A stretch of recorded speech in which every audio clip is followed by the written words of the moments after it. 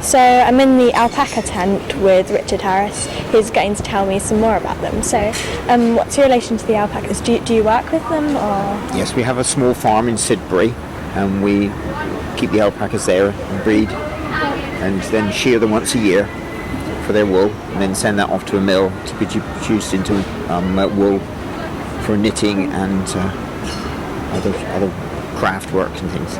So is alpaca wool, how is it different to sheep's wool? Like, is it softer? It's very, very soft.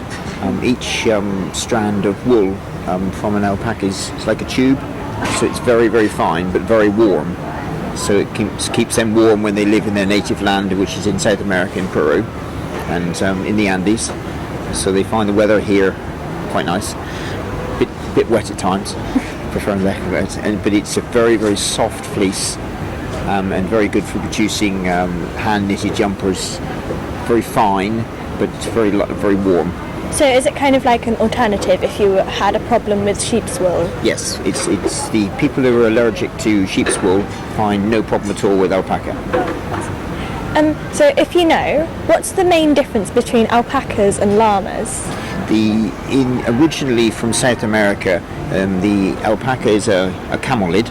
So it's related to the camels that you see in Egypt. Yeah. Just it's a camel without a lump, and that's where the camels originated from. Was from America, yeah. and the South American Indians domesticated them several thousand years ago, and then they had no horses, so the llama is the big one, a lot larger animal, which is their pack horse, and then the alpaca is the smaller animal. And in South America they don't only keep them just for the wool, they also, it's their meat as well, so they eat them. And in the days when you go back to the early days of the Indians, their bones and everything were used as was a sheep or whatever in Europe. So technically, if you had a very large garden, could you keep an alpaca or two? You need to have really 2 or 3 alpacas. They are a herd animal, so they don't like being by themselves. Whenever you see the alpacas, you see they're always grouped together. You can keep 2, but it's best to keep 3 or more. And about an acre and a half of ground, and you can have 3 alpacas, and they look after the ground. They don't destroy, and they're not like goats. They don't take the bark off of trees and damage anything. They just eat the grass.